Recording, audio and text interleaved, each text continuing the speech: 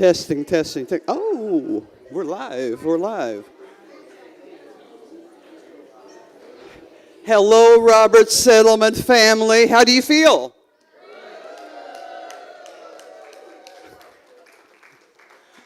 Are you sure? All right, all right. And so how's the weekend been so far? Pretty special? Okay, all right. We're going to have a little icebreaker. Do you like the word ice right now? A little cool you down.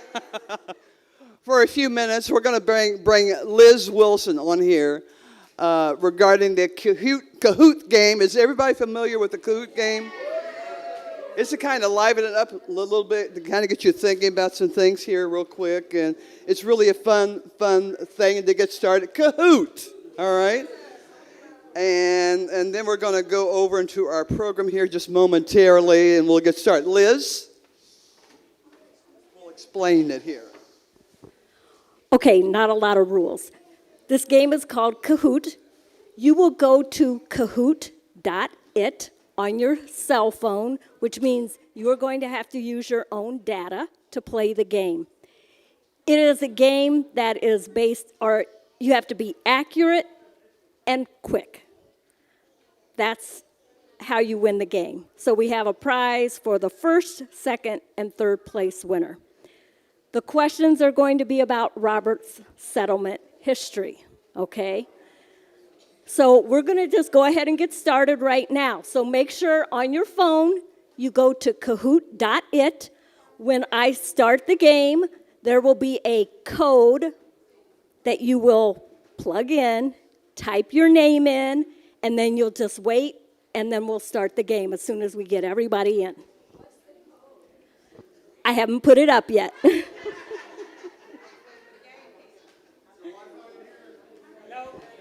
That's what I said. You have to use your data. Use your hotspot if you have one. Oh, sorry, Lindsay.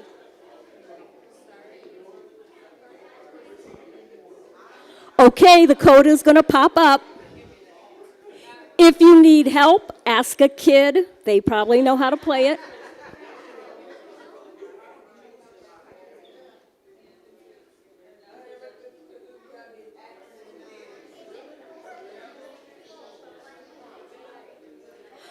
Okay, if you can turn your voice off for a second. I'm sorry, I'm a teacher, I'm an educator, so I like you to be quiet, just so that if anyone's got questions, the answers are not going to appear on your cell phone. The answers are going to appear on the screen, the question and the answers. You will hit one of the color-coded buttons on your phone to answer it, okay? So you will read everything from the screen. Does that make sense? Does anyone have any questions? Look at that. Look at it. It's going crazy. Like Las Vegas. If I am in the way, let me know. I'm going to I don't want to be in the way. I'm going to sit here.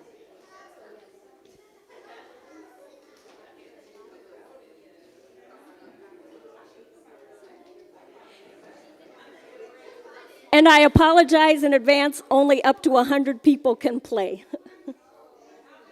Up to 100.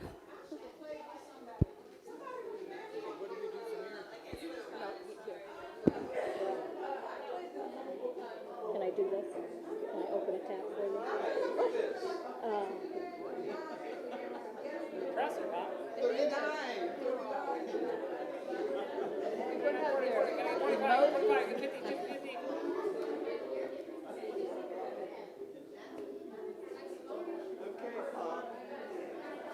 Now type that code in.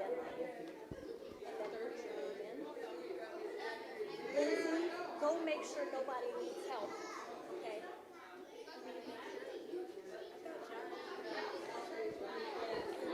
Does anybody need help? Yep, then put your name in, whatever name you want to use.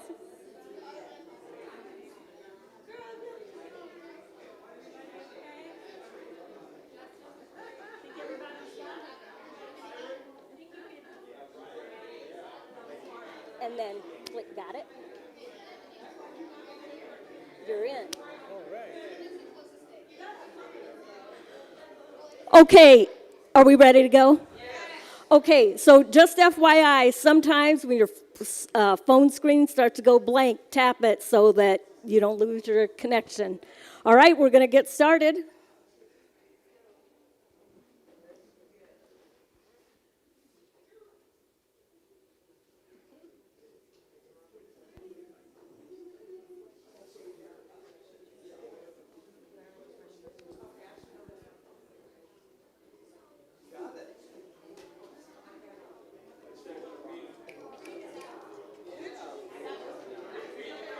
Which one is not a founding member of Roberts Settlement? Elijah Roberts, Hansel Roberts, Carl Roberts, Micajah Walden.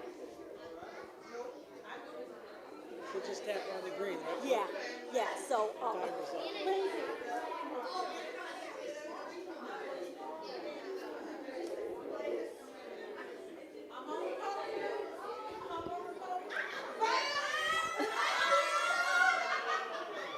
Okay, next question. Who was appointed by President William Harrison as the recorder of deeds for the U.S. government?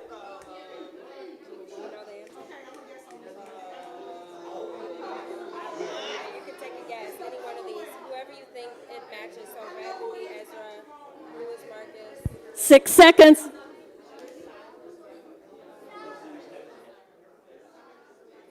Whatever colors up there.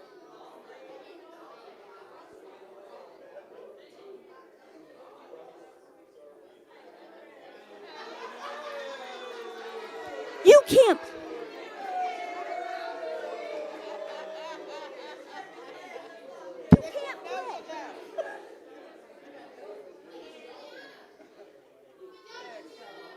Okay, next question. Who is the author of this book?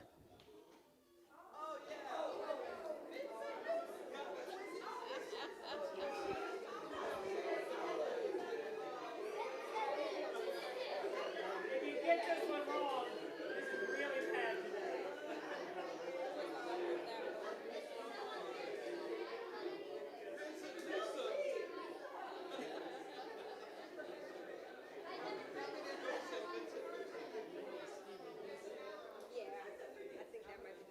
Okay, the correct answer. Okay, next question.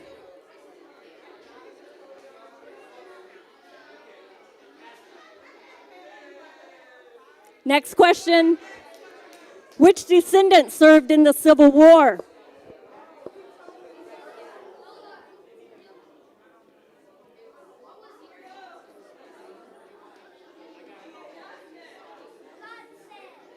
Is it the green one?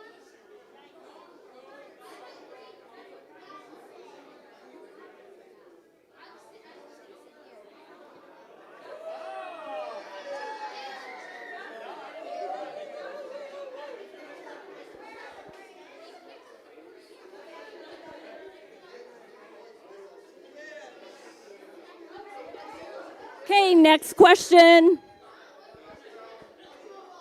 The Indiana Constitution of 1851, Article 13, did not allow Negroes and mulattoes to continue to settle in the state. True or false?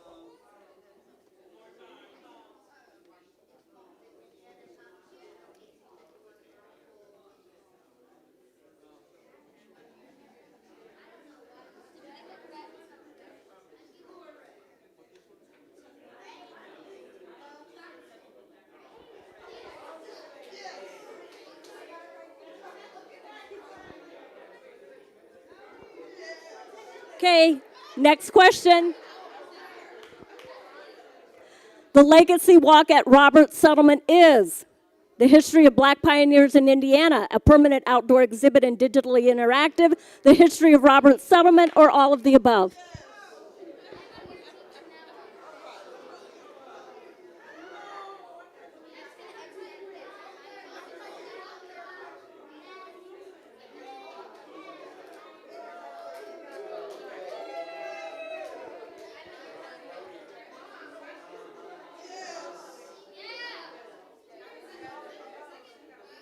Who was the first black woman to graduate from Muncie High School?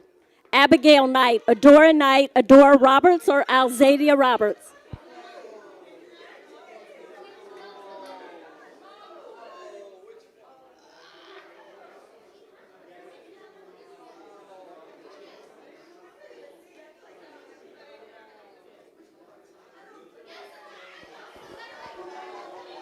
Adora Knight.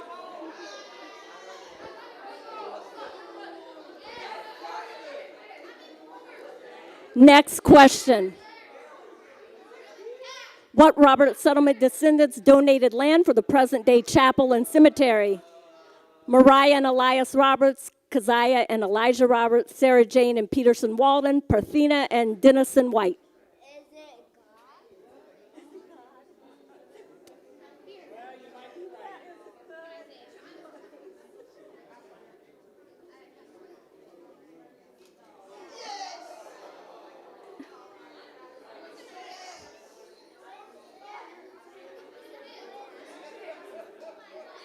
Next question. The first formal Robert settlement homecoming was on July 4th, 1923. True or false?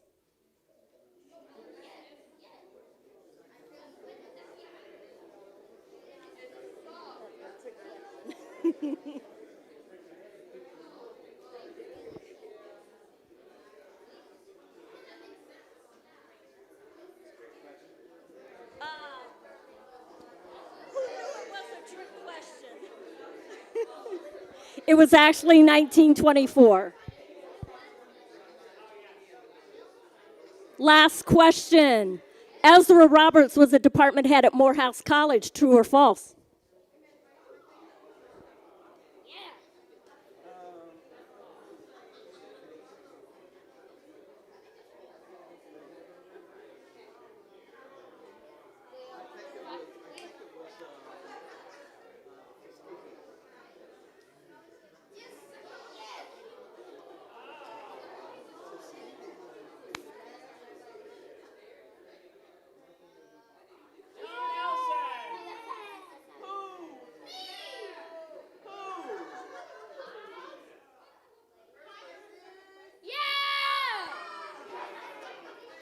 Okay.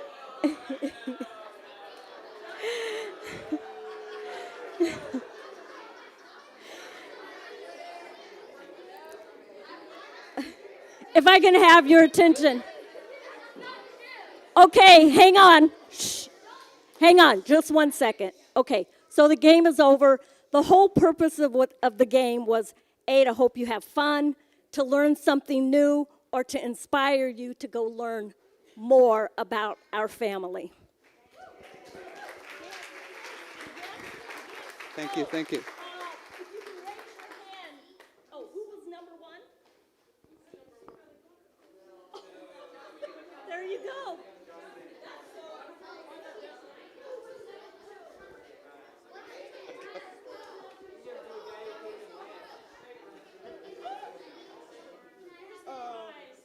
Can I get a signed copy?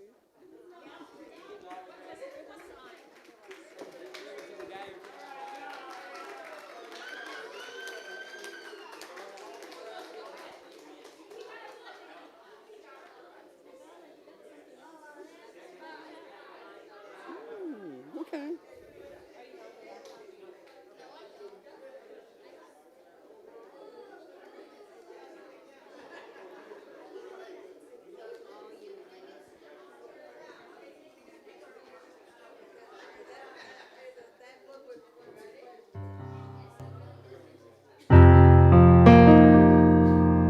Here's the great Carl Hines.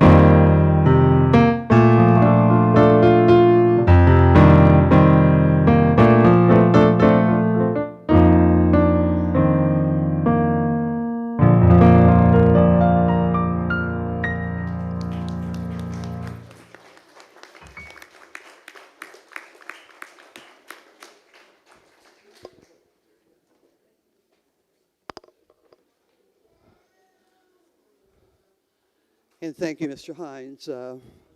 It's always a pleasure to have you here for these many, many years, a friend of Robert's Settlement. And I think your middle name must be Roberts, right? And you're welcome back here anytime, sir. Thank you very much.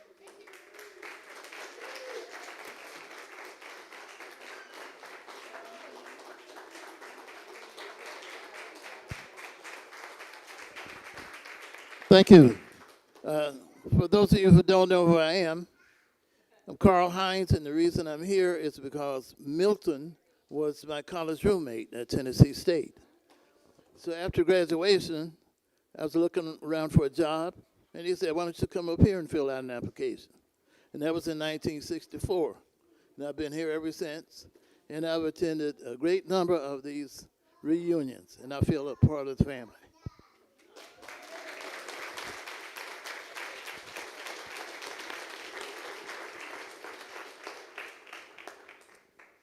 Thank you, sir, for joining us again. It's a pleasure to have you here. I want to let everybody know that there's some really wonderful paintings that are out in the vestibule. John, are you here? Where's John? Can you just tell us a little bit about...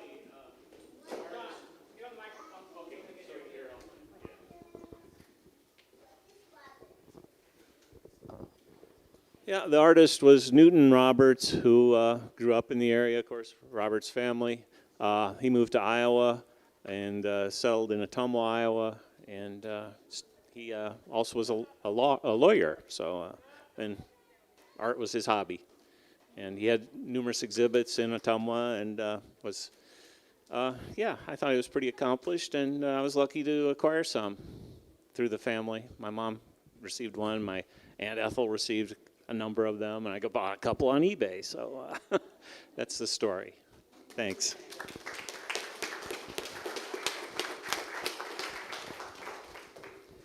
And of course, John is family, and we're all always supportive of family. And it's good that your wife made the journey from Iowa here again to join us at this 100th celebration. It's enjoyable to see you again. And we'll have the prayer, Reverend Mindy Mays, who comes to us from Bethel AME in Noblesville. Thank you, Reverend Mindy. Let us go to God in prayer. God, I thank you for the opportunity to celebrate 100 years of family and life. I thank you for this land. I thank you for the legacy that has been behind. Lord, thank you for the children and the ancestors and all of those who are here, and even, God, for those who may not have been able to come and celebrate with this family. Lord, the gathering has already started and the celebration has already started, but as we continue and as the history continues, we thank you for the vision so long ago as they traveled over roads and as they traveled in what we couldn't even imagine today. Our ancestors didn't know of all of the amazing things that we would have now, but they know that they came to this land and would settle. So thank you for the legacy that the ancestors left. Thank you for this Robert settlement, Lord. We thank you for 100 years of reunion, and God, I ask that you provide 100 years more. We pray this prayer now in the name of the Father, the Son, and the Holy Spirit.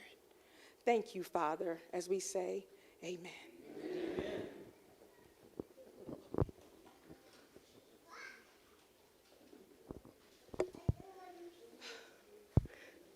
Hello. They've been very brave and gave me the microphone again this year. My name is Melanie Thompson, and I will be your MC today. We're going to start, first of all, wait a minute. It's the 100th, right? Right? You really thought I wasn't going to come out with this? Here we go.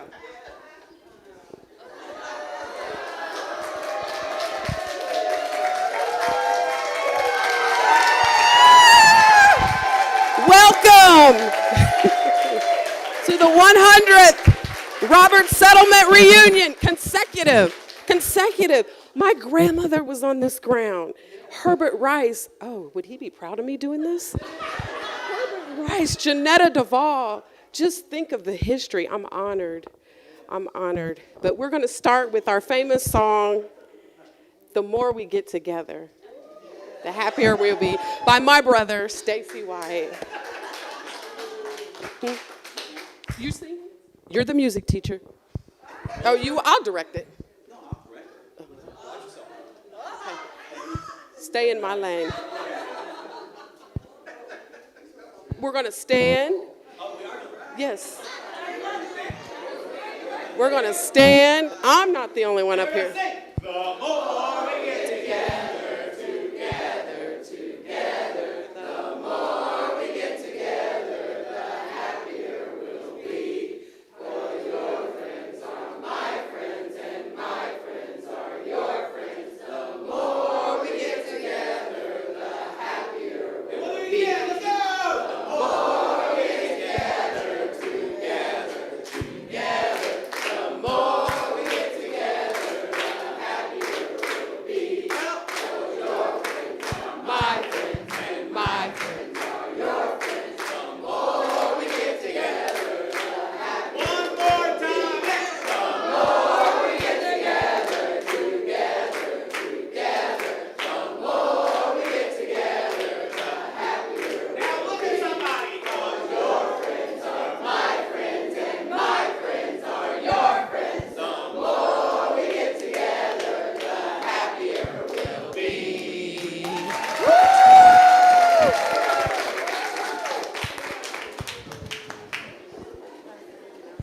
Somebody's car lights are on.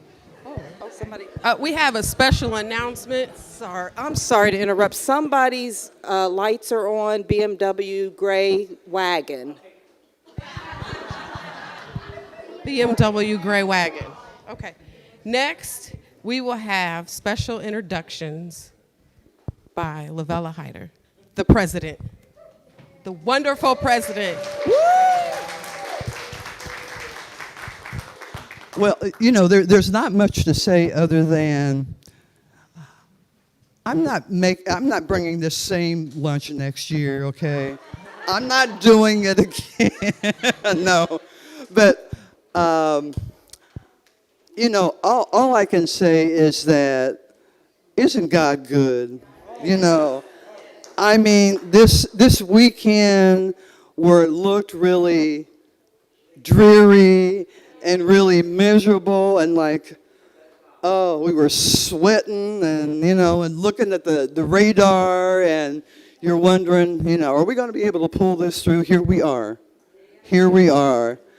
And we've had the largest crowds that we probably have ever had at our homecoming, And I've had a chance to see family I have never seen before,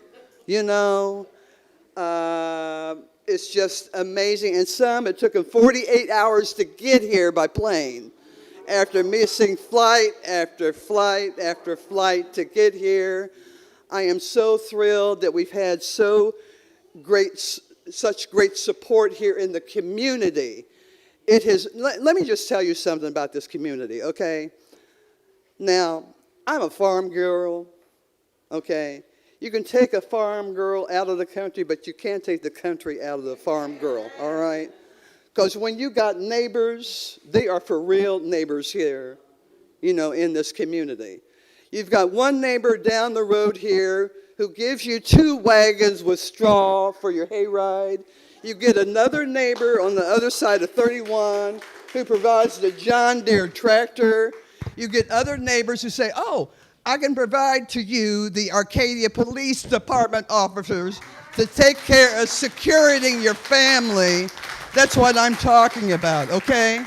So we've got neighbors that look out for us. We've got another neighbor that says, okay, I'll take care of picking up your trash every day to keep your property looking nice and neat and take care of your family, all right? That's what I'm talking about. they don't ask for anything in return. They don't ask for anything in return. They just want to know that you are having a good time with your family during the celebration, okay? And I am so thankful that we've had so many different people here. You know, we've got the Hamilton County Tourism Department has been here on site, okay? You've got the president and the CEO that has been working here on site to help us out, selling T-shirts, okay? Selling T-shirts, passing out pins, you know, putting on friendship bracelets and what have you, because they care about Robert's settlement and her staff as well, you know. We've had other supporters that have been involved here, helping us on site as well. I would also like to thank all of the board members here at Robert's Settlement. If you can just wave your hand, all of the board members, okay? All of the board members, yeah. That's what I'm talking about. And we have some great committees that take care of this place. Most of you are familiar with the fact that we operate this historic settlement on a strictly volunteer basis. Nobody gets paid a penny for what they do. It's because they love what they do. It's because of pride. It's because they value the history and what it means to them to be able to maintain this legacy, all right? All the hours they put in, all the dedication and the hard work and the stewardship that they commit to doing a great job here at the settlement. It is an historic place that has been put in charge of our custody, care, and control. Okay, we honor this and what have you. So all the committees that we have in place, whether it be our finance committees, you know, or our committee that takes care of the property, you know, the cemetery, the grounds, and the maintenance and what have you. You've got the memorials committee that takes care of the memorials committee and what have you. And we've got the media committee. And I'd like to say congratulations to Justin, who has completed. Justin has completed his first year as a volunteer intern. All right? On the media committee, and yes, he made it happen even living in New York City, okay? Yes. All right. Thank you, Justin. He made it happen even living in New York City, all right? We've even had Zoom calls taking care of business, Justin and I, all right?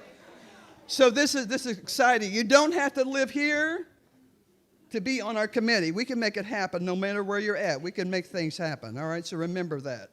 So no matter where you are at in this country, where you are at in your stage of life, what you do, you know, you can be a CEO, all right? You can be a bank teller. You can pick up, you know, trash. You can be a housekeeper. You can do all kinds of things. It doesn't matter. What matters is if you want to commit to something as important as this, all right? And if you want to do that, to have an interest in doing that, just let us know. That's step number one. Just let us know, and we can make it happen, okay? We will make it happen. So we are really excited about having some really, really special people who have been here this weekend, and we've got some special people in our program today. I won't give it away right now, but who are going to be coming up to share some of their great talent and abilities, and share some of their experiences as far as their life in Hamilton County and what have you here shortly. But from the bottom of my heart, I want to tell you that I'm so thrilled that you are here. And every time I step in this chapel, it means so much to me. This is the first altar here that I stepped to when I was a young girl, okay? The same altar that my great-grandmother came to the same altar that my mother came to, all my brothers and sisters came to, all the ancestors came to this altar, okay? All right? This is going to be here for another 100 years, all right? So let's do whatever we can to keep this chapel here in existence. The historical cemetery, are you proud of the cemetery that is here today, how it has been maintained, the historical significance that's a part of it, right? We are doing everything we can to keep it intact, the beauty of it, the reverence is so important and what have you. So please, enjoy the rest of the weekend. Tomorrow is going to be another amazing day. Today we're not over yet. There's more happening here this afternoon, okay? Enjoy yourselves. I'm so glad and honored that I'm a part of your afternoon, and thank you for being here.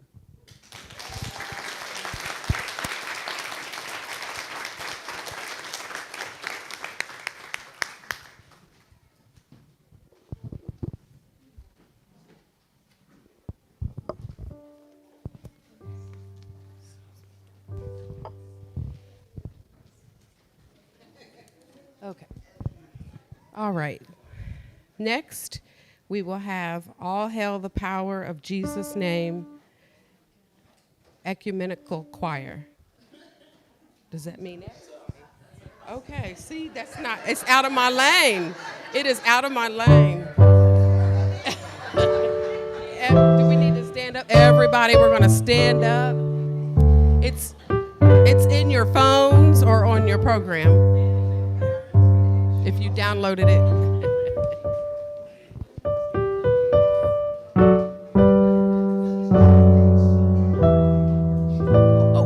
This song was sung at the very first homecoming. So.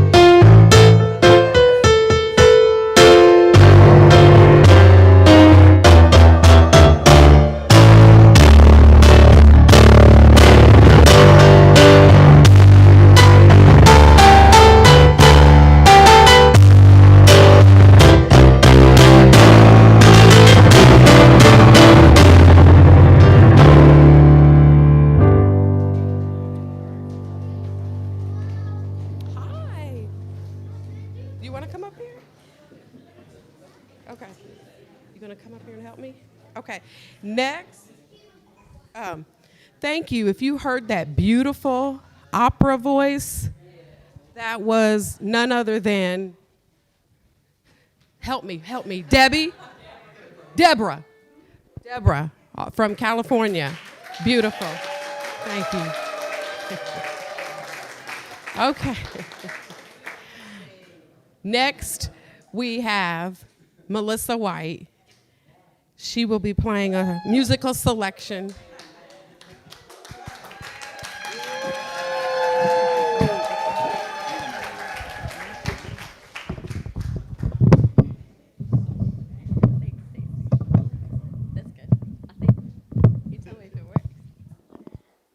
Thanks, everyone.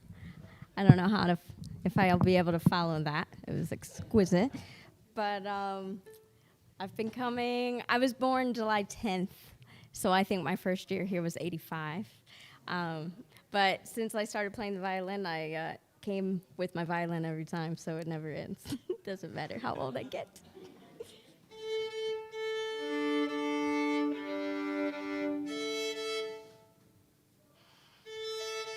So this is a movement called Andante by J.S. Bach. Oh, this is for outside.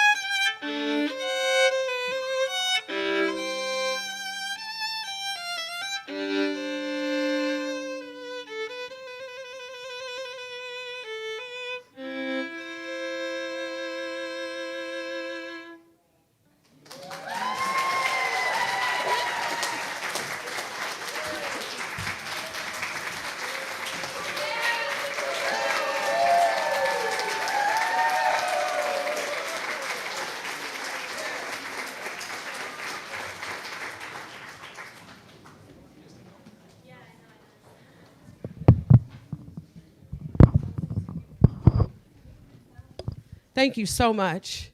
Melissa travels all over the world, so it's good whenever she can come back and play and be with us.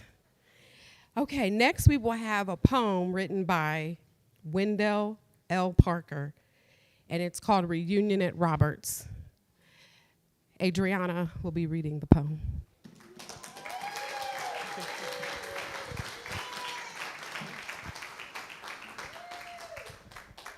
My grandma texted me and asked me if I wanted to read the poem, so I hope I do okay. A year's gone by since last July, reunion time again. 188 years ago, this settlement began. We gather in this chapel church to talk, to sing, to pray, here in the Roberts settlement on this warm July day. It is part of our future times. It is part of our past.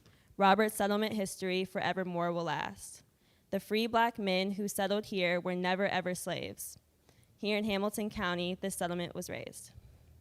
Elijah Roberts, leader man from North Carolina, came and settled on this fertile land, from hence it got its name. Reunion time reminds us all with dignity and pride that our ancestors settled here, free men all their lives. This settlement has lived for so many generations, and now it is the site for our family celebrations. Within the walls of this old church, memories come alive of years of love and prayers and faith. We thank God we survived. Thank you.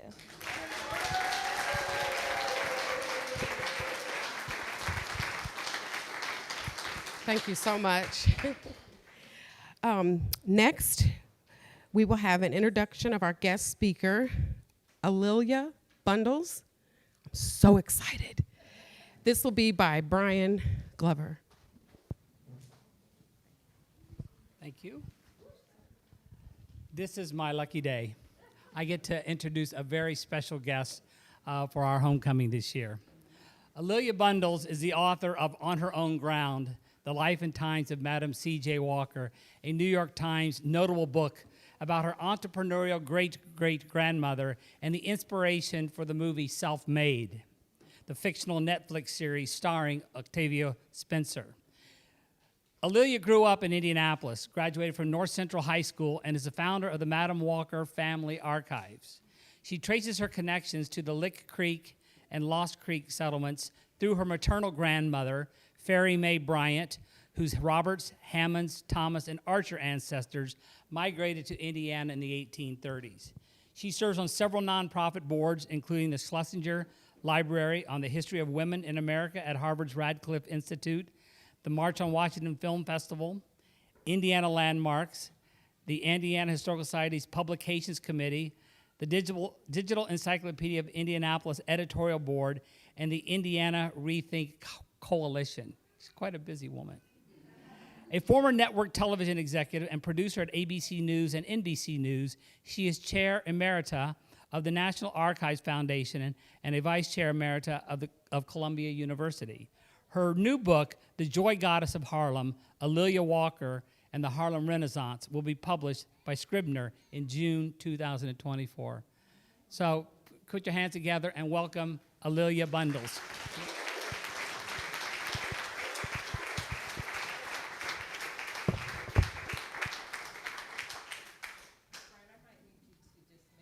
Okay. Give us a few minutes. We're going to get organized. When I look at you all, this is incredible.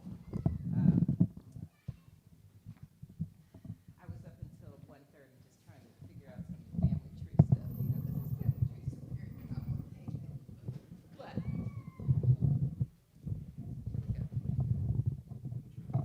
no, just down a little bit, just because I want to make sure that that they can hear me. And I'm a shorty, that's why I was in the front row for the photo. Great, perfect. All right. All right. All right. Let's make sure we're. If not, Wait a minute. Oh, should be the big arrow. the big arrow.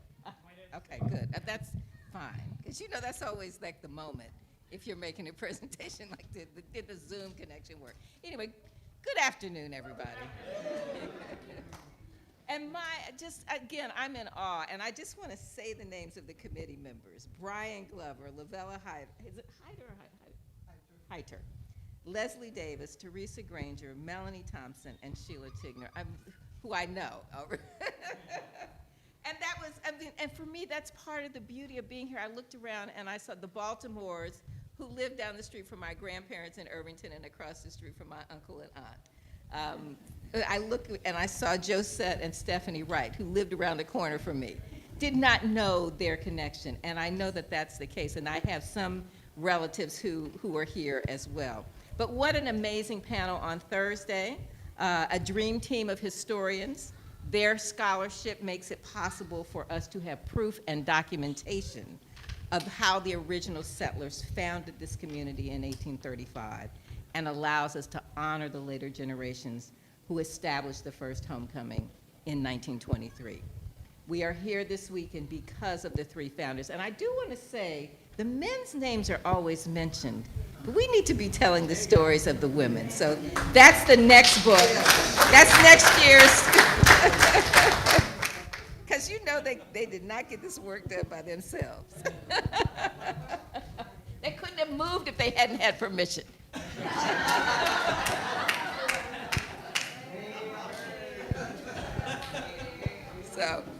But there are Roberts ancestors in my family tree, but they are part of a different settlement. Brian Glover and Stephen Vincent, who know much more about the genealogy than I do, tell me that the documentation required to establish the connection with the common ancestor is too vague and incomplete to verify the connection. Maybe with AI we'll be able to figure this out. When you start mixing in the many people named Ishmael, Kenshin, Elias, and Benjamin, and then add the numerous Indiana settlements with residents named Roberts, it gets even more confusing. But this I will claim, even though I cannot claim this Roberts settlement. As descendants of visionary pioneers who had the fortitude to trek to the Indiana wilderness almost 200 years ago, I believe we are all kindred spirits. We are connected by our North Carolina roots, whether it is Northampton, Chatham, or Robeson County. We are linked by the spirit of the ancestors who had the courage to leave a place that was familiar because they had had enough of the threats and the restrictive laws. We are tied together by the dreams of men and women who were determined to make a better life for themselves and their children, and who never dreamed of a Melissa White, but who knew she would be here. It is Coy Robbins, who many of us know, who is the reason that I have any understanding of my family in Indiana. It was Coy who told me about my fifth great-grandfather, Ishmael Roberts, who was a private in the Continental Army at Valley Forge, and who made me aware of my Thomas, Hammond, and Archer ancestors. I would run into Coy at OGS conferences, and I was so focused on my Madam Walker research. That's what I was talking about, and Coy would sort of sit next to me and say, I think I know something about some other members of your family. And finally, when I made the time to get together with him, he opened up an entirely new window and told me about this family of mine that I only knew a little bit about. It was the late Wilma Gibbs at the Indiana Historical Society who first showed me the 1853 Orange County Register that included Samira Thomas, my second great-grandmother. And when I saw the handwriting that described Samira Thomas as a 5-foot mulatto, I thought, that's kind of me. Through the generations.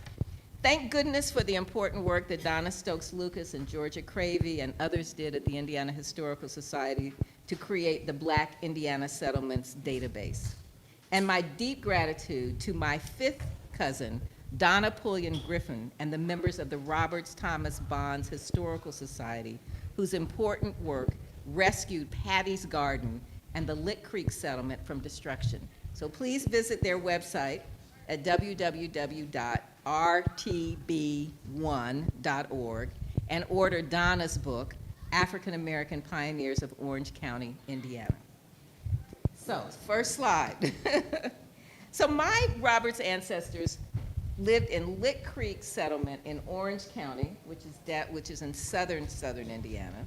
Lost Creek settlement, which often get mixed up and conflated, in Vigo County near Terre Haute, and then moved to Noblesville, just south of here, and later to Indianapolis.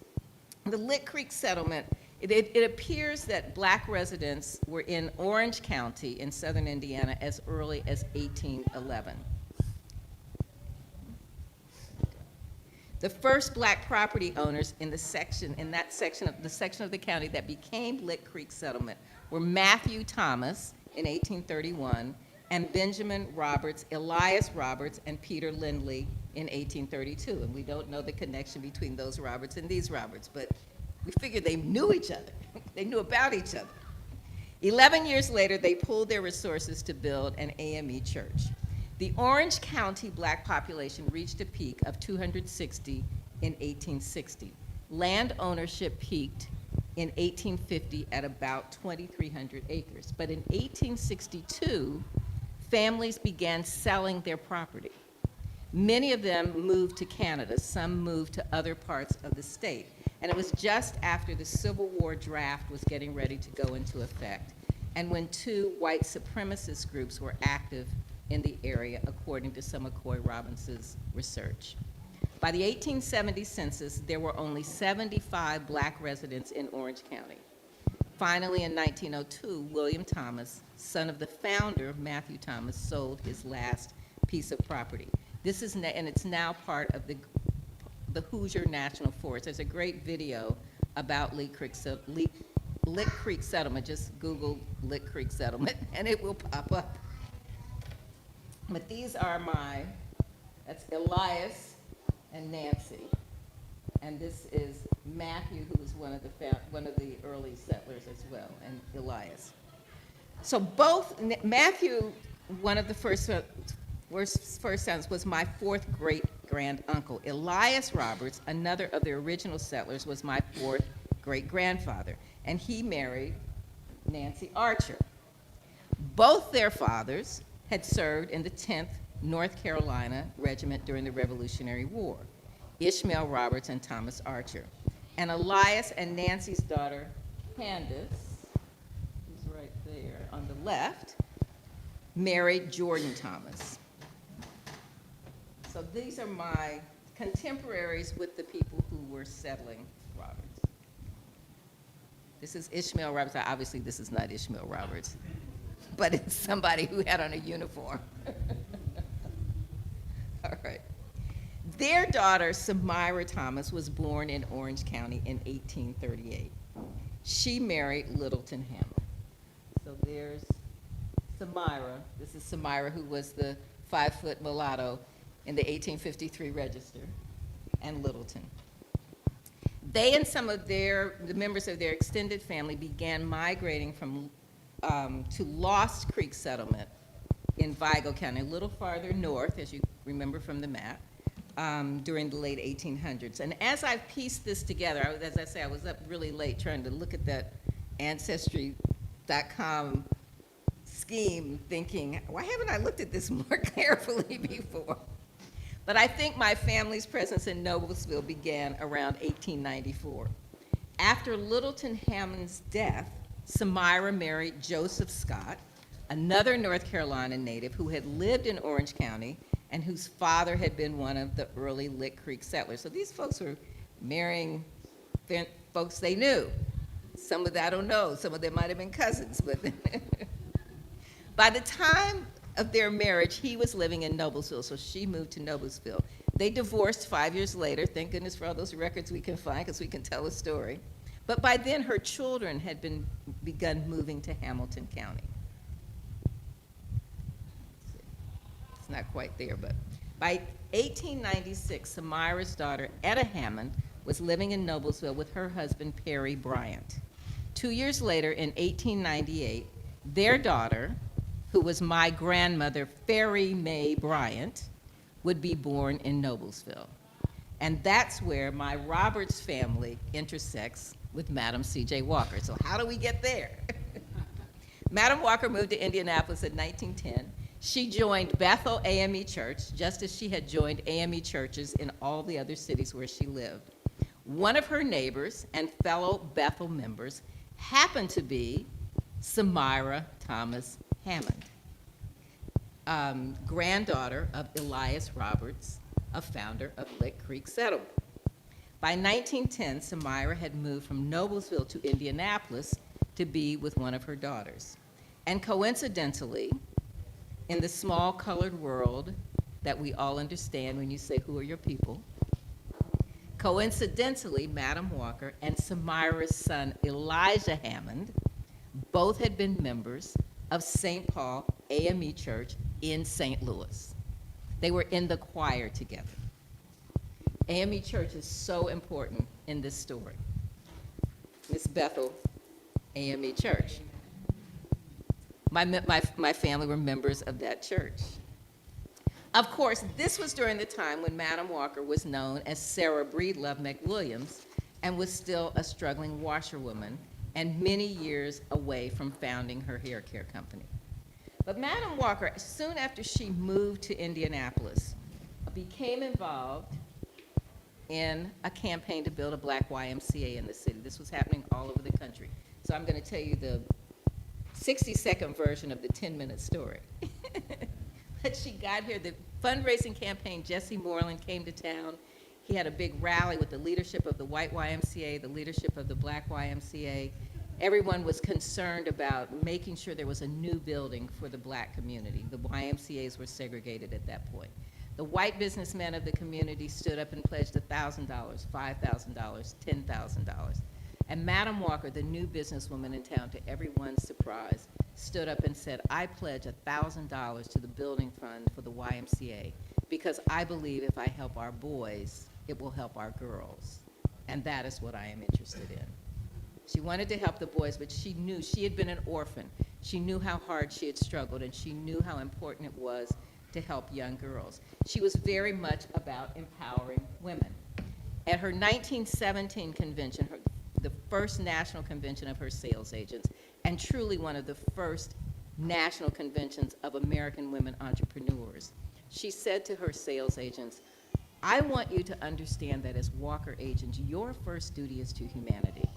I want others to look at us and realize that we care not just about ourselves, but about others. And at the end of the convention, the women sent a telegram to President Woodrow Wilson urging him to support legislation to make lynching a federal crime.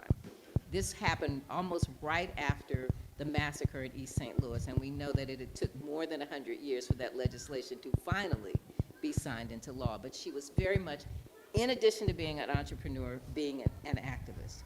So, when Madam Walker saw Samira's daughter, Etta Bryant, a young widow who was taking in washing to support herself and her family, she could see herself.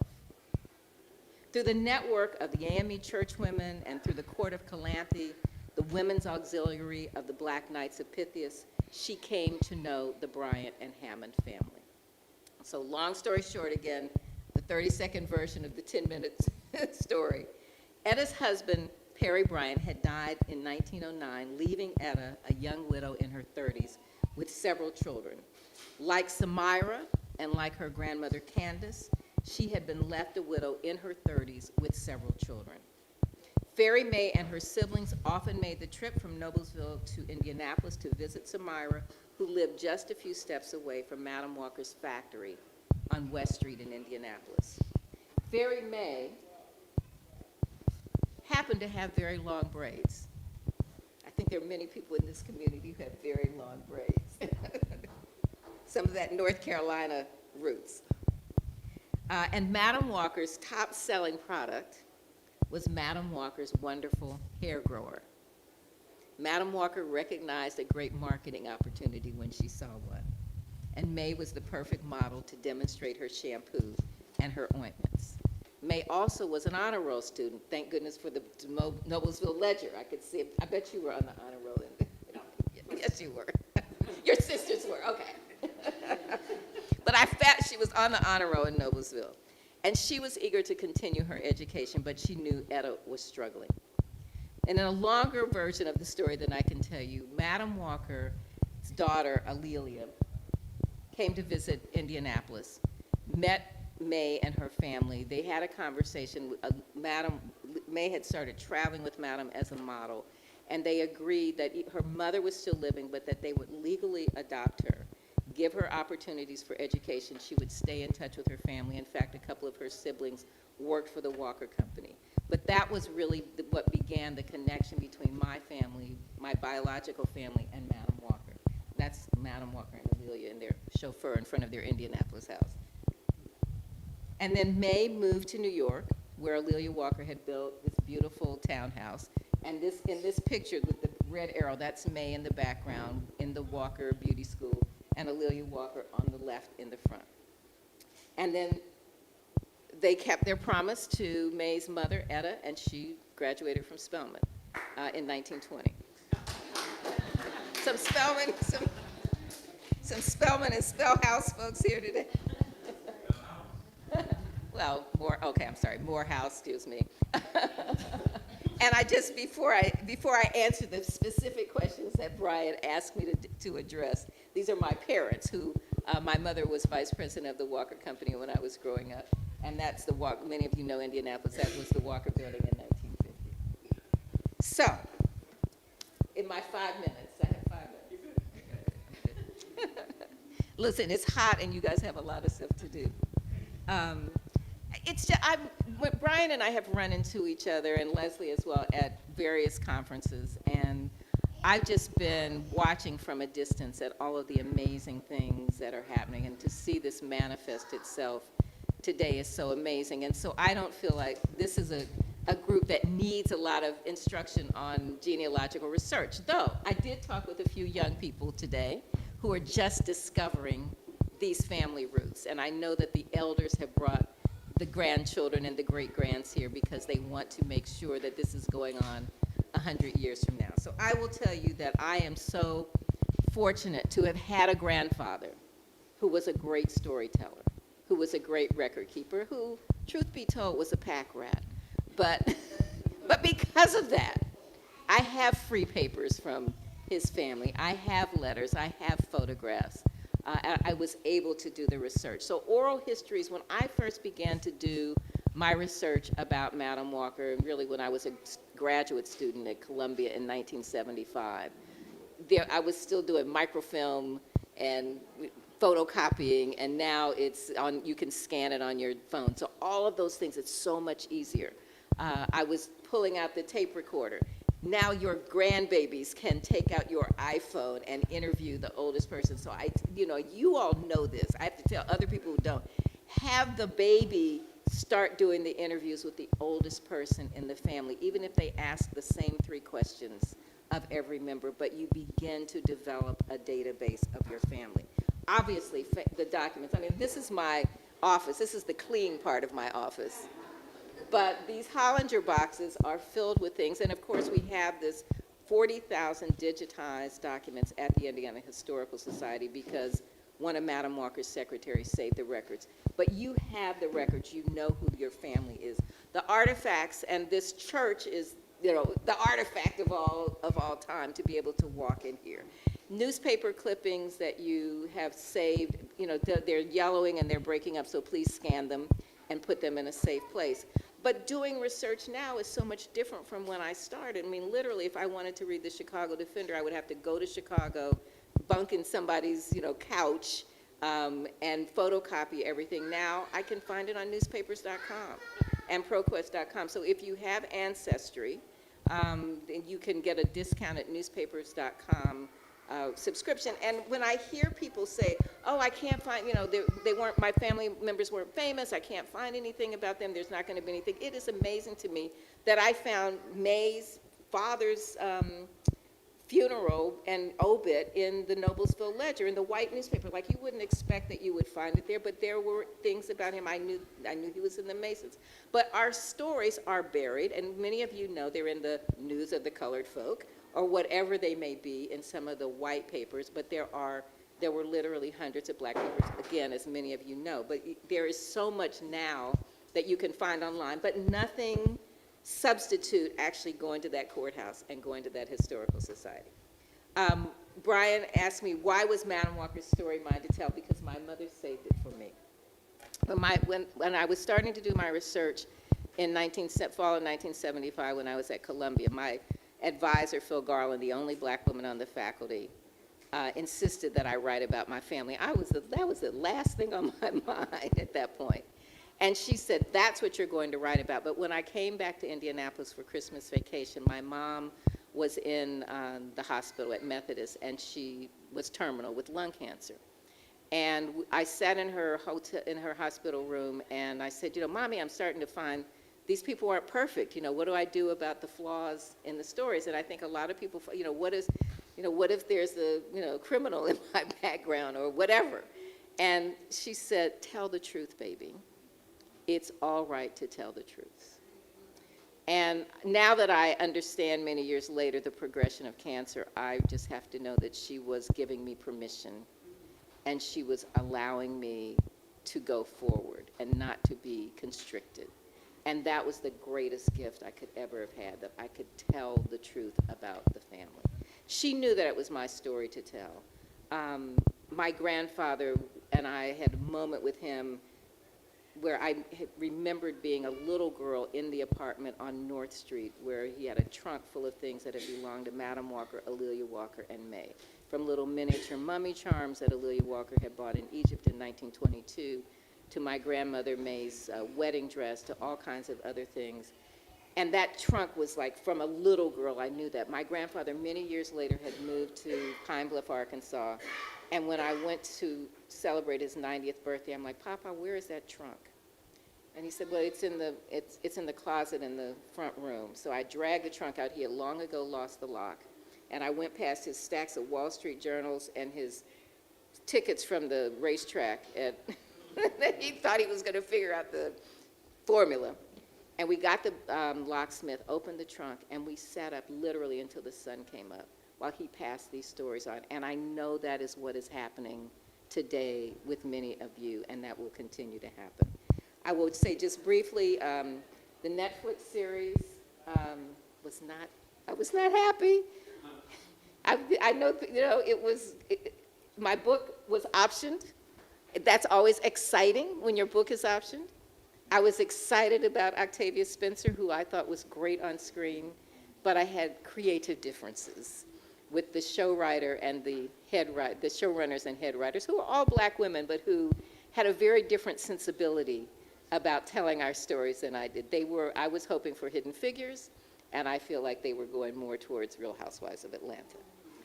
But a lot of people were inspired by it. More people know who Madam Walker is, so I'm going to do something else because now I am almost finished. I'm not almost finished. I've turned in the manuscript for a new biography on Alelia Walker that will be published, as Brian said, next June.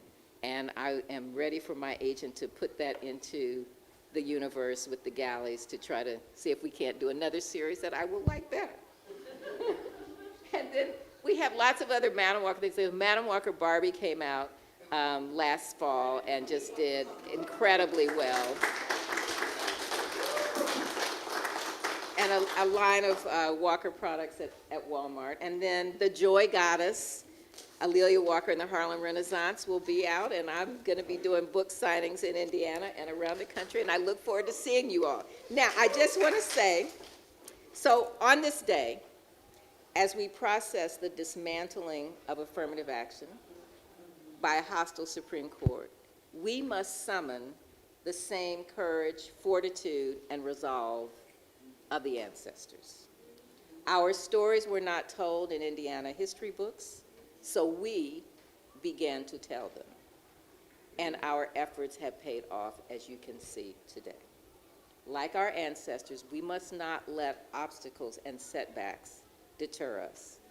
Let us all stand with the Roberts Settlement descendants to support the legacy walk and the stories of the ancestors. We have work to do. Let's get busy.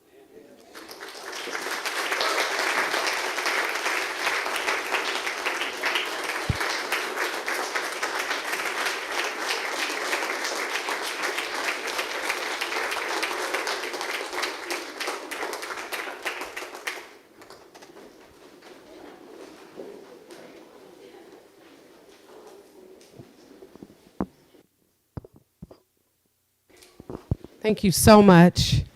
It is such an honor to have you here. Next, we are going to do our military tribute. We stand on the shoulders of our ancestors.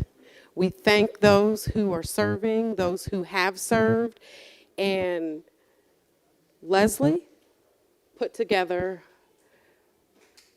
a short film, if you will. I believe we're going to do, are we going to have them? If you would like, and you served, and you see your branch come up, you can stand so that we know what branch you served in, okay?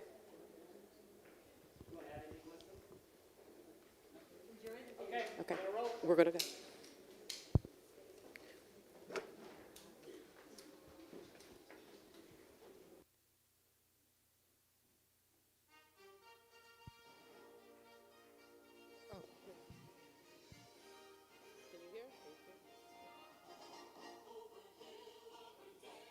United States Army.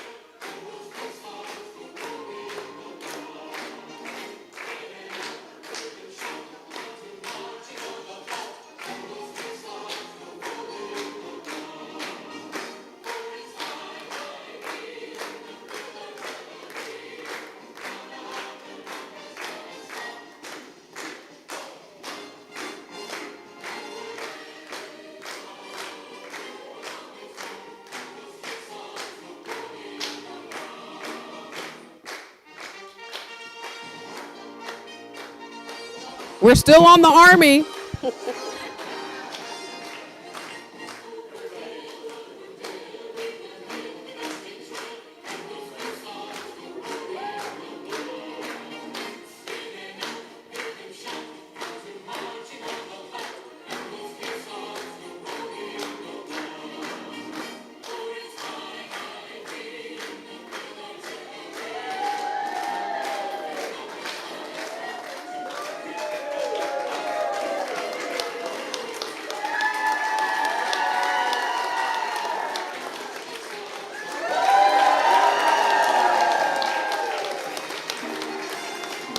U.S. Navy.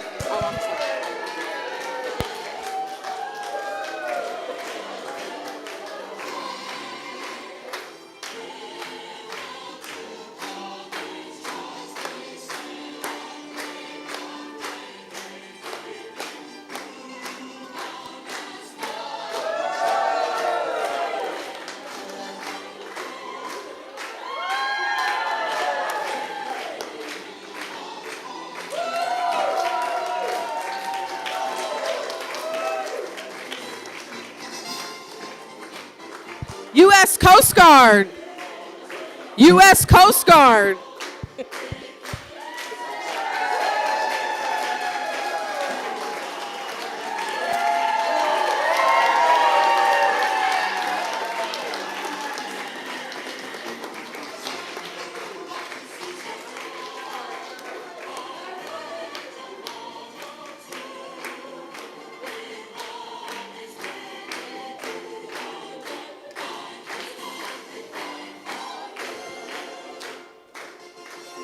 United States Air Force.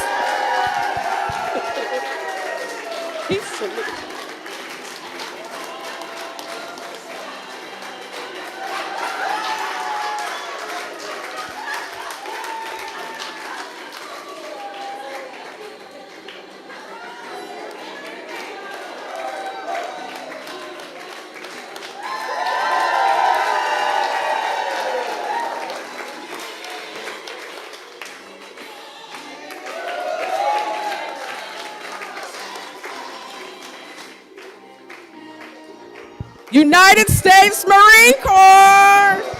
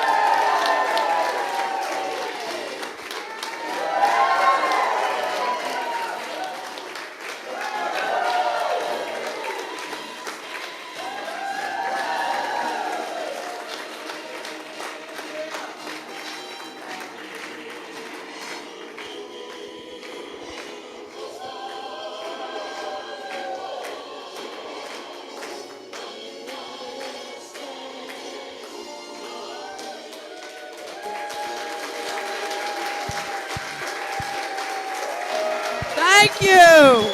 Thank you.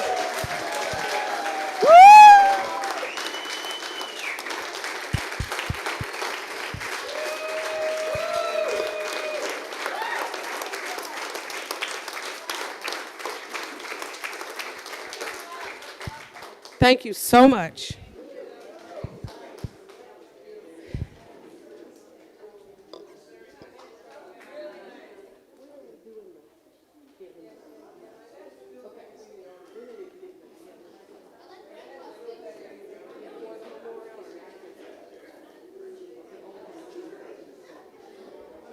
All right.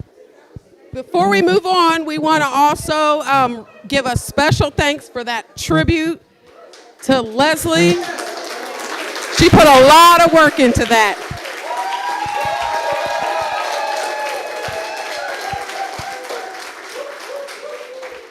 We were calling her at the 9th hour.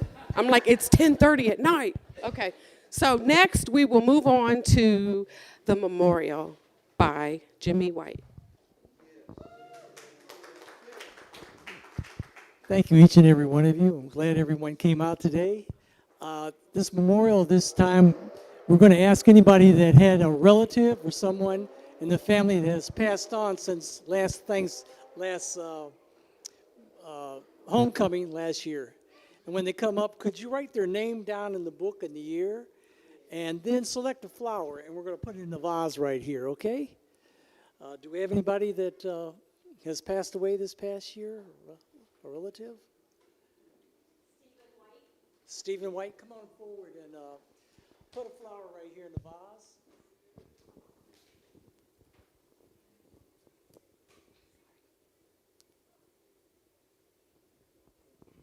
Could you write their name down here in the year? Whoops, here I go. Okay. We're losing the paper. Here we go. Anyone else like to come forward?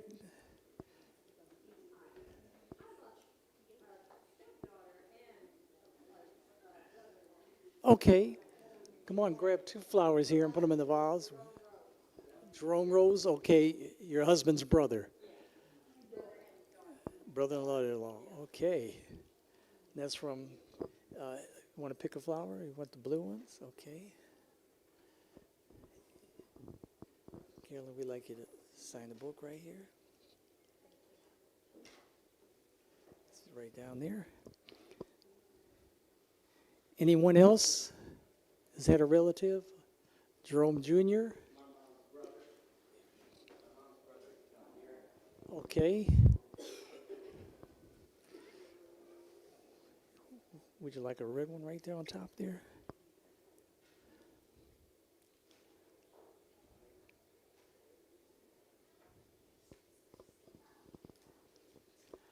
Do we have anybody else that's had a relative pass away this year? Norman White? Okay, come on up, sir.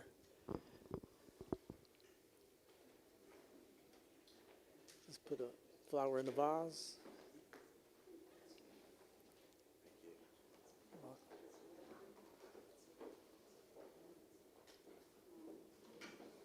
And before you leave, we just need you to sign the book here.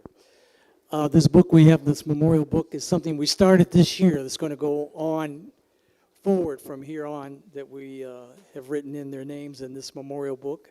I kind of wish we had it 50 years ago. That would have been a wonderful tribute today. And we just have one more here.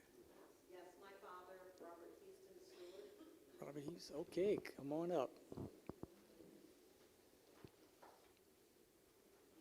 Your flowers are right here, whichever one you like.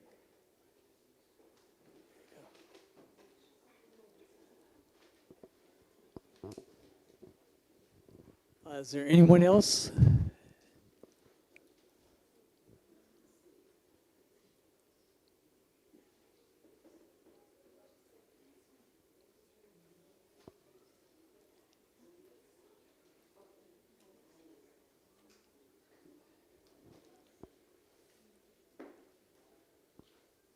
We have such a large family. It's always good to know that there's someone else to carry on.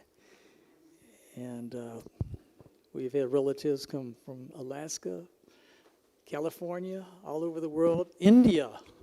We got relatives living in India. That's my nephew and his beautiful wife, Jerome White over here.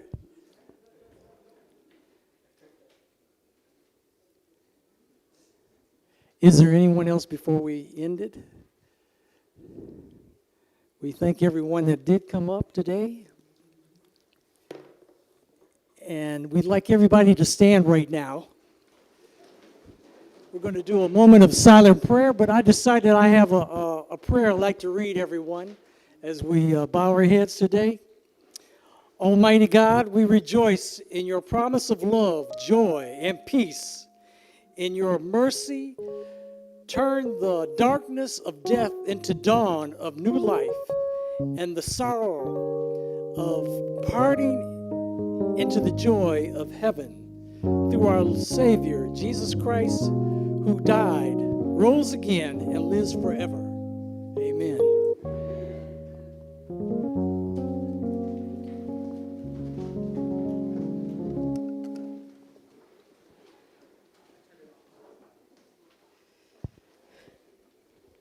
Okay. I think I'm calming down. My husband has been all weekend looking at me. But I feel like I'm having a birthday party and all my cousins are here. So I'm like, and he's like, what are you? Calm down, simmer. He's outside.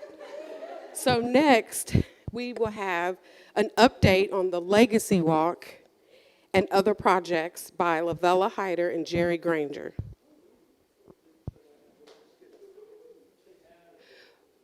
You want me to do that? You could play some soft music.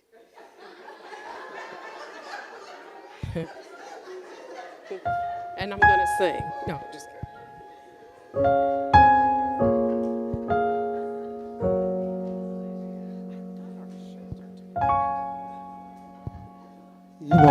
You want me to sing? You want me to sing?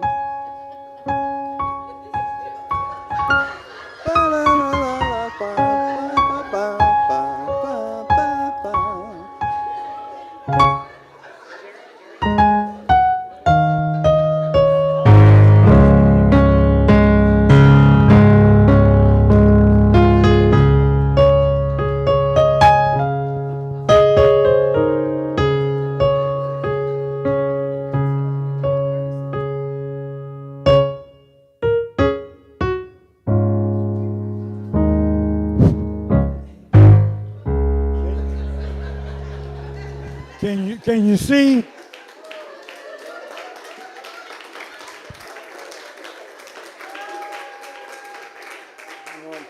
I'll start with Lavella told me I got 2 minutes. You know what that means? 2 minutes. So I'm going to get started. But let me say this real quickly. I'm on the grounds committee. I want to thank the committee, Sheila Tigner, Daniel Gillum, Paula Gillum, and Cynthia Granger. And they've done an excellent job. And if you get a chance, just go to the cemetery and take a look at what's been done. And we're continuing to do projects here, and we'll continue to have more for next year. So if you take a look, we've done 18, I don't know where I need to read it, but 18 broken stones restored, repaired, and cleaned. That was $8,700. I just rounded off. 5 pews repaired and secured. We had about 5 pews in here. It was real shaky. We got that done. And we had a leak over here around the chimney that we it leaked down and got into the floor joist. That was $3,000. Then we had another 3 gravestones restoration foundation. That was $3,000. And we installed a new storm door. We fixed a light fixture in the entryway, and repaired some vents in the church and outside the church. I think that was around $1,800. And not only that, there was some more things, but I just didn't put them up there. So altogether, we probably did around $35,000. And the good thing about that, it was through grants, and I thank Lavelle and Brian for working on that, and in-kind donations. So I just want to thank them. So it wasn't like it come out of the dues that are being paid for the members. My wife saying something to me. Oh, and we also got the church painted by Sam Sweet. Is Sam in here? Okay. And so we're continuing. We got projects going for next year, and we'll fill you in at the time. And one more thing, Lavella, and I'll be quiet. We want to thank Bex for furnishing the golf utility cart. And I'm taking credit cards afterward for me going down there picking you up, so be ready.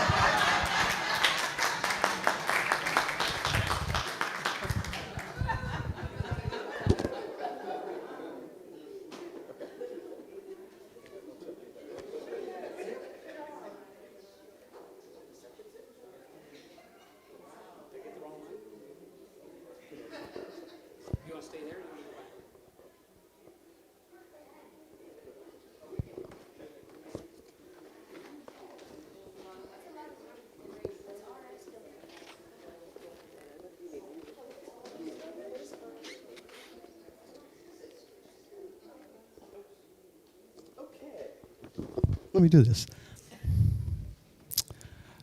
So about this time last year, we talked about the Legacy Walk, and our plans going forward were to start a capital fundraising campaign, right? And we did that. We started a fundraising campaign in November of last year. The goal was to raise $440,000 that was to fund the structure for building the Legacy Walk exhibit, getting together the necessary capital to do the funding for the conceptual design development and what have you. Also funding enabling us to have contingency money available for those intangibles that are likely to happen and what have you, and do some further developments on the ground here, such as having landscaping to enhance the project, having a new fence put in along the perimeter of the cemetery and what have you, just to enhance the property and do some other things. $440,000. As a part of that capital campaign, we wanted the family to have some responsibility in being a part of that. And we looked at the family having a goal of $75,000 to raise as a part of that. To date, we can say that the family has raised so far about 94% of that goal of $75,000, okay? We started the campaign in November, which was the family campaign where we made initial contact with family members and also certain partners in the community that we had established contact with and what have you to kick it off with. And that was around Thankful Tuesday, or was it Thankful Thursday, if we recall? Thankful Tuesday? Okay, thank you for reminding me. Thankful Tuesday. That's when we first kicked it off in November of last year. Then in February of last year, we initiated a public campaign that occurred, thankfully, at Bethel Noblesville, Reverend Mendy. Thank you for allowing us to do that. The Capital Fund campaign, where we invited some of the public to come out and talk about the Legacy Walk exhibit, encourage them to participate and be a part of that financially and what have you. In the meantime, we've done a lot of fundraising. We've done a lot of presentations. We've made a ton of presentations. We've had a number of we've worked on a number of grant presentations and what have you to seek funding to enable us to be able to reach our goals and what have you. Fortunately, we've been able to get a lot of financial support in central Indiana from many of our partners, some of whom are Hamilton County Tourism, the Crosser Family Foundation, also the Hamilton County Community Foundation, the Central Indiana Community Foundation. On a national basis, we've gotten funding that was supported by the Lilly Endowment, has supported us, as well as Brian and I made a recent presentation on June the 5th to a major advisory fund group here in, it was actually in Hamilton County. And that was in hopes of enabling us to be able to reach our goal of $440,000. Sometimes there are opportunities where we're able to chew gum and walk at the same time.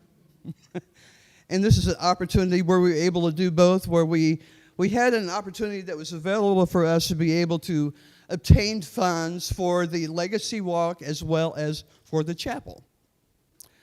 And a presentation was made to this group on June the 5th of this year. On June the 5th of this year, within a few hours of making that presentation, we get this notice. Congratulations. I'm thrilled to share the good news tonight instead of tomorrow that the Cliff Advisors Fund approved full funding of the regional request. Roberts Settlement will be awarded a grant of $150,000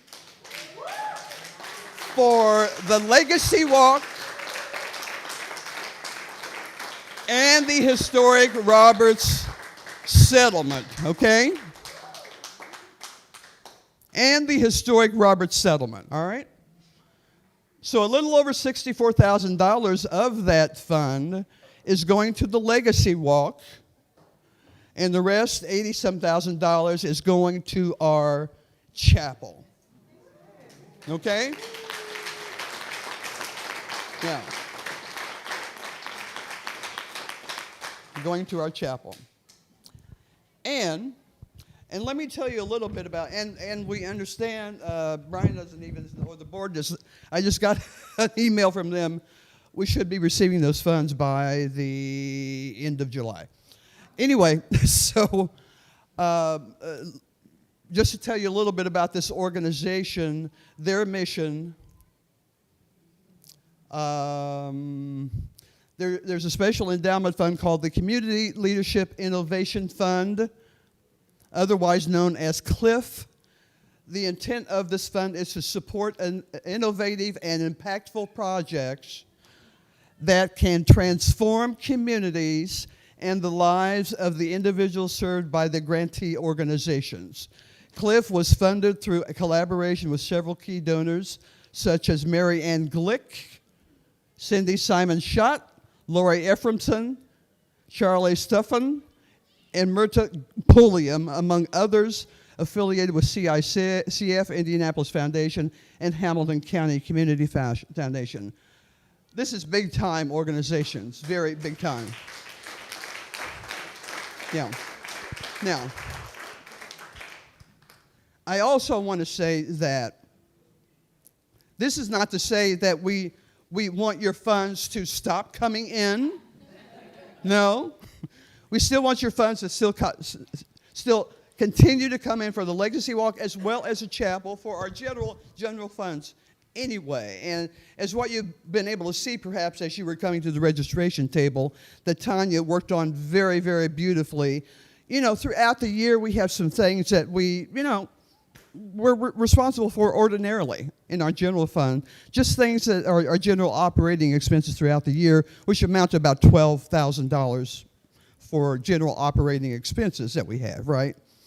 Over and above that would be general things that, well, not general things, but things that are extraordinary that we had not anticipated or accounted for, that we have to look for some ways to be able to handle those extraordinary situations, either through in-kind donations, perhaps private donors or grants or what have you, or through just general donations that come in to try to support our general budget per se. Okay, so we still need your help throughout the year. Okay, so the way we operate is just not around homecoming time. It's all year long. We pay bills all year long. Every month we continue to pay bills, okay? So please think about us every month. Think about every month, and not just around homecoming time. We still have utilities to pay every month. We have to keep going. We have insurance that we have to pay every month and what have you to keep going and what have you. We really pride ourselves that we feel that we are really good stewards. Okay, we take our responsibility seriously about our role here as stewards in our organization. It's our responsibility. We know what our roles are to carry forward.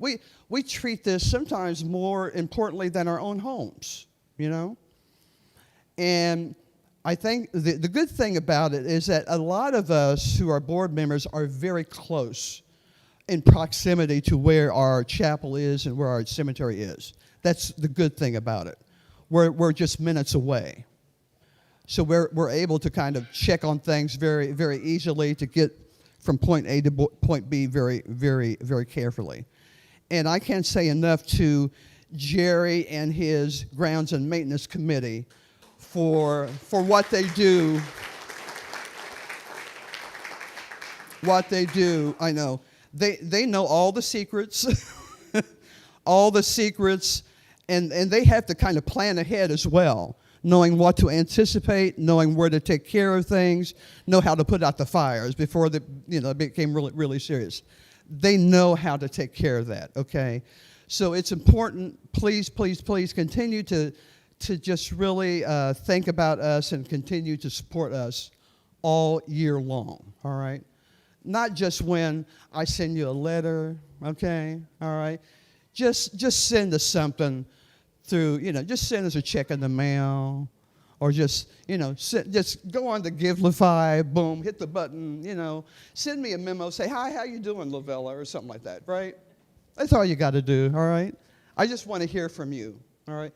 That makes us feel good, and plus it saves us the expense of having to send out, a letter, all the time we need this to come in or what have you, okay? It's really important that we do that. But yeah, we are. So where do we stand at regarding the legacy walk? Where we stand at is that, Brian and I have spoken quite a bit about, we were ahead of schedule, right? we were hoping to be able this, during homecoming to break ground and, all that good stuff. And unfortunately, we do have an engineer who's collaborating with the Indiana Department of Indiana Department of Health, regarding the toilet that will have to be put in, but concerning the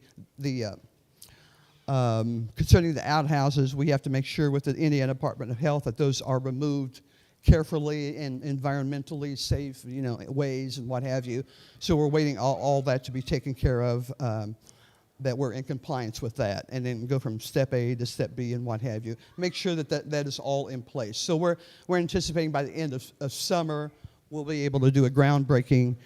From there, the designer will be in place where we can go forward with getting the fabrication and design moving along, and what have you. Then hopefully by 1 year from now, have the final legacy walk up and going out here. Okay? So, okay? All right. So, go ahead. thing only. But I'm going to go back a slide just to reiterate something that Lavelle was talking about. So she mentioned that we were at 93% of our goal. So this is us, 70,492. Our goal that we established last year for everyone was that we wanted to raise $75,000 within our organization. Thank you to everybody who has donated. Really appreciate it. There's still an opportunity for those who haven't that want to help us get to that goal, or if you have and want to give us a little bit more, that's okay too. So, but it's really important. We'd really like to get to our goal and show our partners that we've got, as Lavelle said, skin in the game and are doing everything we can to make this happen. Thank you. All right. So, and yeah, the numbers are still going up. Okay, so we're not done with that 457. We're not done. It's still going up. Anyway, anybody else that's on any of our Legacy Walk teams want to add anything to that? We've got so many people that have helped out on the various teams. Okay, we okay with that? All right. But thank you so much for everything that you've done, and we're not done yet. Boy, that light at the end of the tunnel is really bright, really bright. So we're moving forward. We will keep you posted as things develop on our schedule along the way here, and we are thoroughly excited about it. Okay? Anything else? Okay.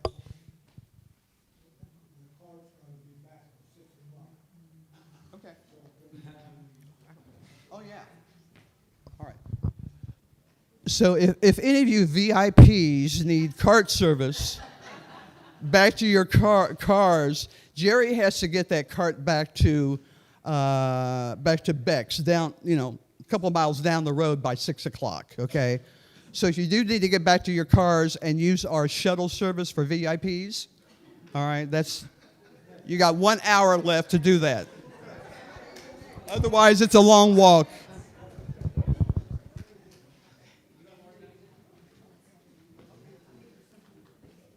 Okay, we have two more things. There was a lady named, are you done? Janetta Duvall. And every year she would make pottery and give it out. And we thought for the 100th we would honor what she used to do and give out gifts to the youngest. I remember the year it was taken away. It was gone because it was 1999 and I should have got it for marriage. I won't tell you who was president at the time, but it was gone. But it's okay.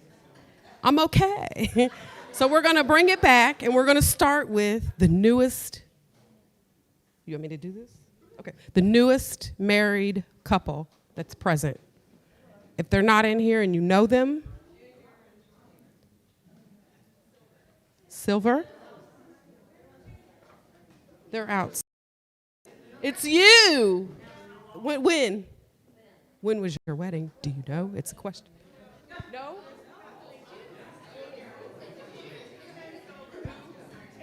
Tim Silver. Oh. You're April?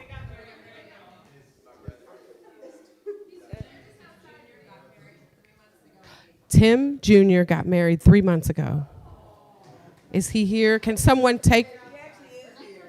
Is that him? No, he's outside. Okay. Okay. Yes, go grab him.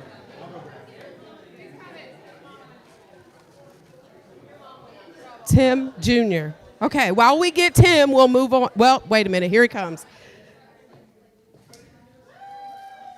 Is this it? Congratulations on your recent marriage. We wish you many, many, many, many billions of years. Thank you. Tim Silver and Holly? Holly Silver. Thank you. Okay, next is, has anybody come further than India? It's the furthest traveled. It's the furthest traveled. India. I got it flight ready. I guess that's a no. So Jerome Jr., right? Okay. It's good for a flight. And then next, oh, here he comes from India, all the way from India. We got you some nice, it's okay. It is fair. And his lovely wife, okay? When you have a drink, water, Coke, whatever, think of us. Okay. All right, next is, I hate to say this, but the wisest man, the oldest, wisest man. 91.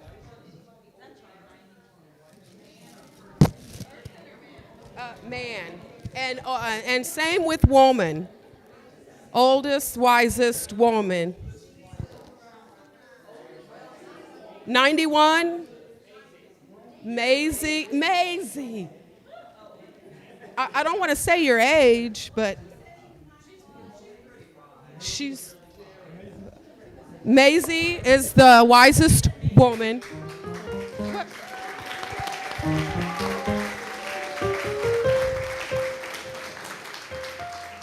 And the man? Okay.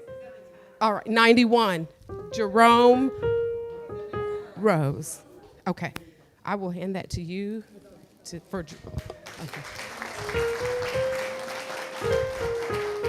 And then we have two more. The next one is the newest baby. The newest baby. The newest baby, the newest mommy. It's Lauren. I think. What's the baby's name? Harper Monroe. Harper Monroe is how old? 2 months. 2 months. You're welcome. Okay, she'll get the baby. The baby is outside. I'm sorry, I keep coming in your way. Okay. And last but not least, I snuck this in here. This person, I don't know, I think lived in LA roughly 30 years. And when she moved back, she got busy. She got busy on the Robert Settlement Committee, board, and she served. Then when she became president, I don't ever say president is elevation because really you're serving. She has served. She has done Zoom call after Zoom call after Zoom call. She was probably ready to wring my neck because every time we had a Zoom call, she would text me, "We're on the call." And I would say, "I'm at the mall. I don't care. Turn your phone on." Okay. So, as president, she has led us into all these wonderful things in this program you see and everything over the weekend and the legacy, everything. She has led us and guided us. And we want her to take at least a week off from Robert Settlement. Get yourself a body massage.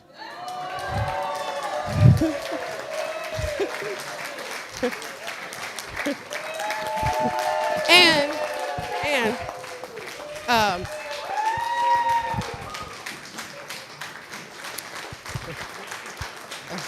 yeah, hold on.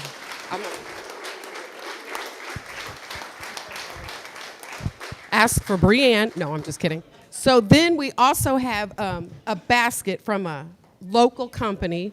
Everything is Indiana made. It's woman owned.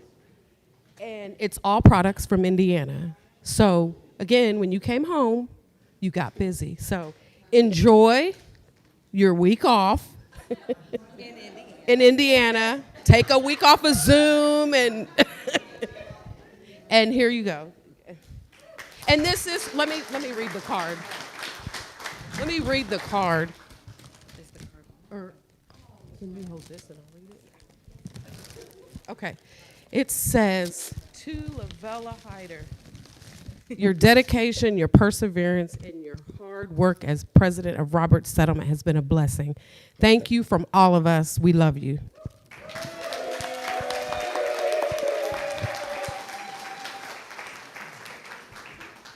Okay. Thank you.